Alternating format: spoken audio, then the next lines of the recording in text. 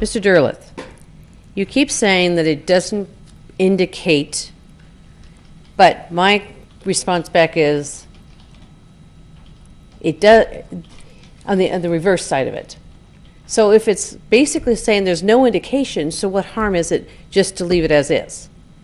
And I know that Ms. Coletta talked about cleaning up, but to leave it on title? Just to leave the document in place.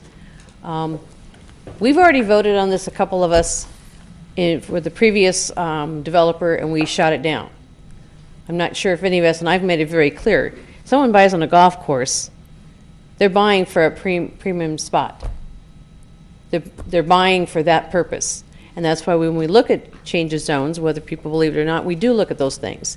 And I have a very difficult time to ever concede to allowing development when someone has bought into a project for that purpose. Now, if you have a vacant land and someone buys and they want us to change the zone, that's different. But they bought in on a golf course with this as part of the package deal. So to me, we can either vote it and shoot it down.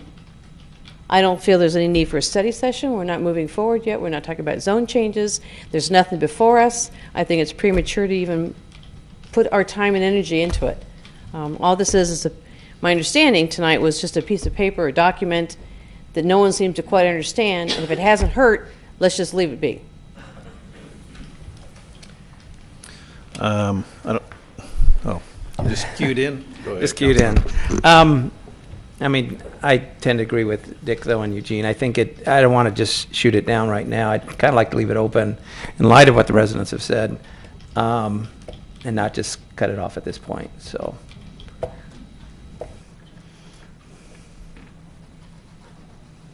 one more.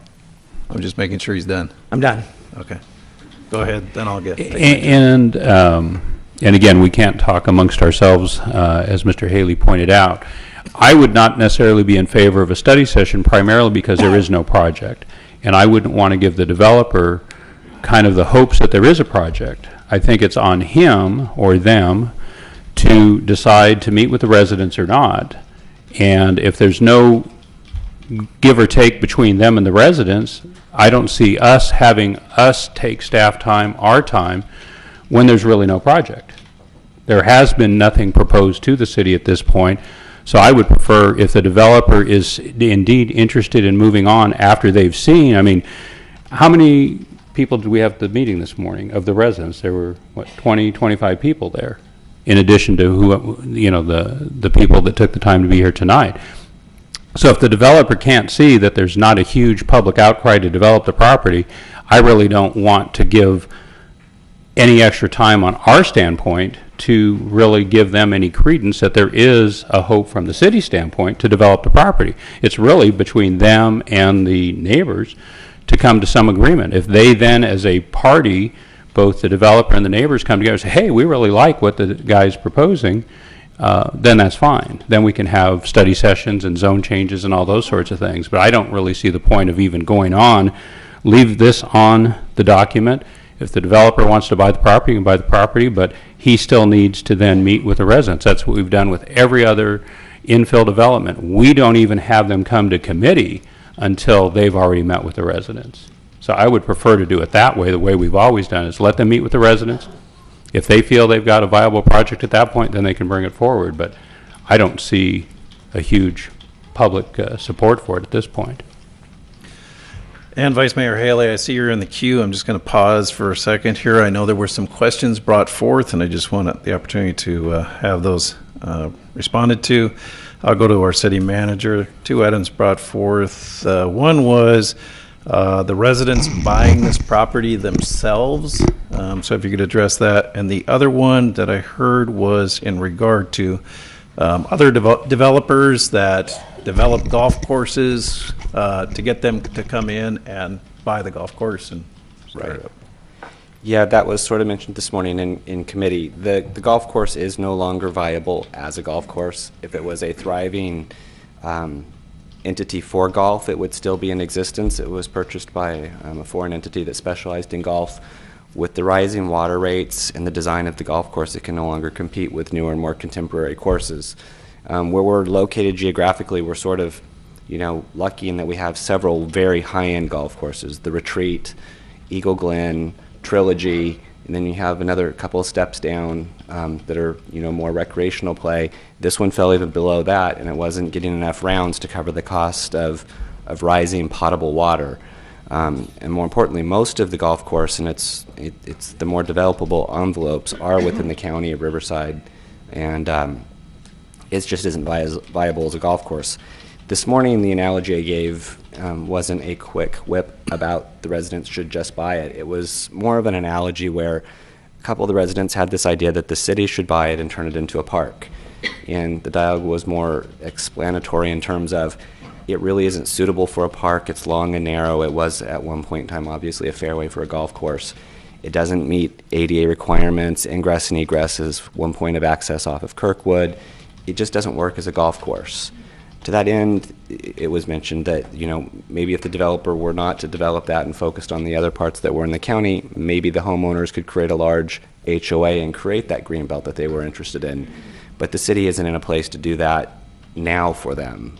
In other parts of the city where you see green belts that meander between properties, that was part of the original design concept, paid for by the developer and ultimately the homeowner through either an HOA, higher property values at that time, but there's usually a maintenance mechanism that goes on to take care of that in perpetuity.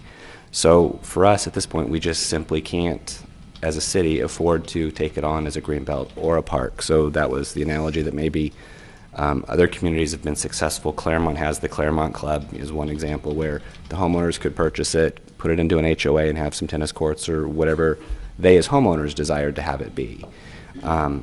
So that was sort of that analogy. If I might add to the dialogue that's going on, staff has sort of shared to the extent what we know about the document. It's a very old document. We don't have any supporting newspaper articles. There's no supporting documents or development plans that can push it one way or the other. It's really unclear. To have a study session to dialogue about that would be a very short study session because we've sort of shared with you what we know.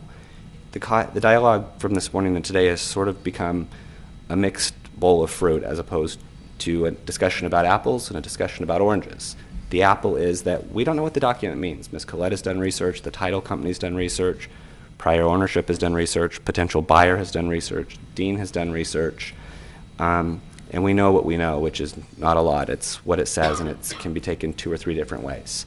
So you don't need to deal with that. If there's not a consensus on the council to want to move forward with removing that and clearing title, the owner can still buy the property with that. The title company will write in their insurance policy that that's an exclusion.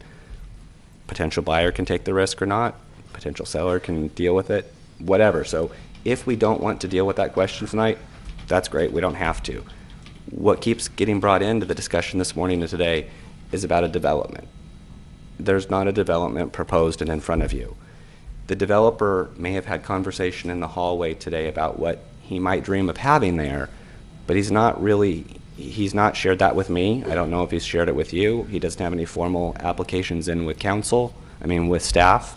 So it's premature to have that as a study session. I guarantee you he has a lot of homework to do.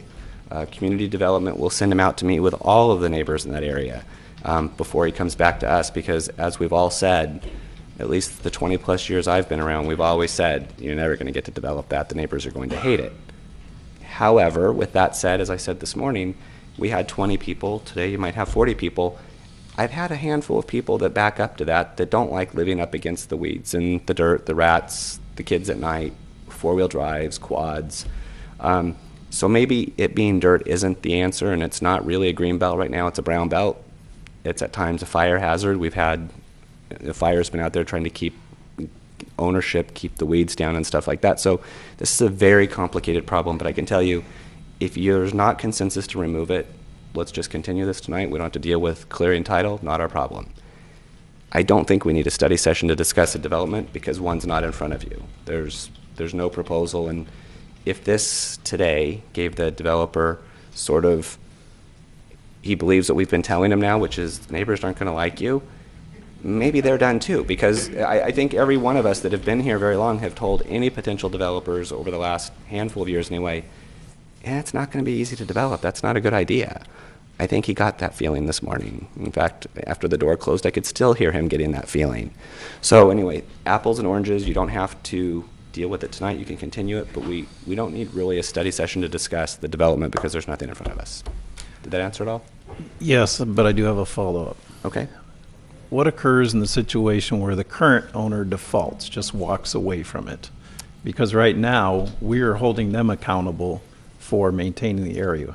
We send code and so forth out there. Dean can probably go into it in greater detail, but in short, they would quit paying their property taxes. The county would take it over. It would go to tax sale.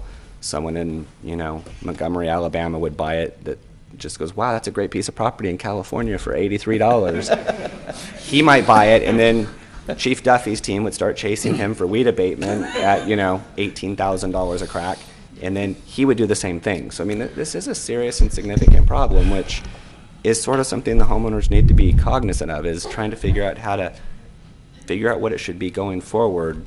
But it is exceptionally complicated. This is just a really complicated problem. There's not a lot of golf courses that we've seen around our area that have gone out of business, so I don't know that anyone has great experience in repurposing them.